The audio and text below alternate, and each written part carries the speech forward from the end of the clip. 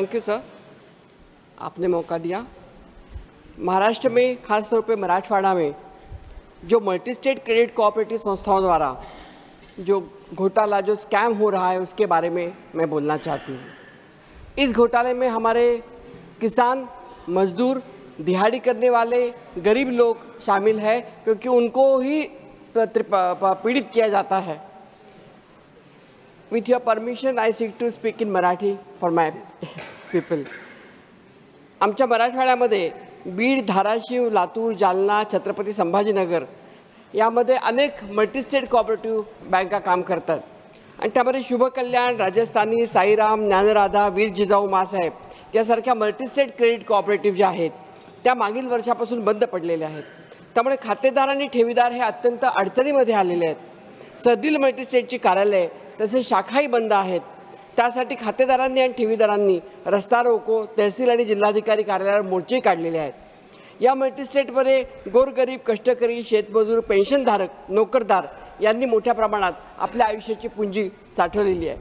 काही वयोवृद्ध माणसांनी 2 ते 5 लाख रुपयापर्यंत ठेवी ठेवलेल्या आहेत। त्यांना असं वाटत होतं की आम्हाला 2000 5000 व्याज मिळेल, परंतु ते काही झालेलं नाही आहे। बँकांमधील कर्मचारी, मॅनेजर, संचालक सर्वांनी जास्तीत जास्त व्याज उसका आमिष दाखवून त्यांनी त्या सर्व रकमा गोळा केल्यात आणि आज ठेवीदारांचे संसार उघड्यावर आलेले आहेत। त्यांच्या मुलींची लग्न होत नाहीत कारण त्या लग्नासाठी त्यांनी पैसे साठवले होते। त्यांच्या मुलांची शिक्षण होत नाही कारण त्या शिक्षणासाठी त्यांनी पैसे ठेवलेले होते। अशा पद्धतीने अतिशय दैनावस्था या मराठवाड्यामधल्या आमच्या काही 5-6 जिल्ह्यांमध्ये झालेली आहे। कष्टाच्या आणि घामाच्या पैशावर डल्ला मारून या मल्टीस्टेट बंद केल्यामुळे लोकांची तारांबळ उडालेली आहे।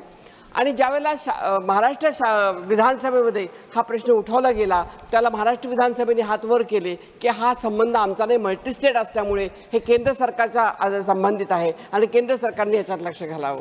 म्हणजे आई जीव घाले ना आणि बाप भीक मागू दे ना अशी आमच्या खातेदारांची सोय झालेली आहे। परंतु शासनाला सुद्धा त्यांनी फसवलंय, शासनाने हात वर केलेले आहेत। मला या ठिकाणी सांगायचं की जी सरकारने ज्यांनी परमिशन दिलेली आहे त्यांची जबाबदारी आहे की लोकांचा पैसा सुरक्षित राहायला पाहिजे आणि लोकांच्या पैशाची जबाबदारी सुरक्षिततेची ही सरकारने घेतली पाहिजे। मग केंद्र सरकार असेल तर केंद्र सरकारने त्यासाठी एक विशिष्ट यंत्रणा तयार केली पाहिजे। आज मल्टीस्टेट पे फुटल्याप्रमाणे यायला लागलात। मल्टीस्टेटमध्ये लोक व्याज देतात 18%, 20% असं व्याज मिळतंय, त्यामुळे लोक त्याच्याकडे आकर्षित होतात। परंतु मला असं वाटतं या सर्व लोकांना कुठेतरी कारवाई करून सुमारे 5000 कोटीचा घोटाळा हा आमच्या मराठवाड्याच्या क्षेत्रामध्ये झालेला आहे। त्यामुळे माझी आपल्याला विनंती आहे की आपल्या माध्यमातून मी विनंती करते की केंद्र सरकारने आम्हाला लक्ष घालावं आणि आमच्या भागातले जे मल्टीस्टेट कोऑपरेटिव्ह आहेत त्या कोऑपरेटिव्ह लक्ष।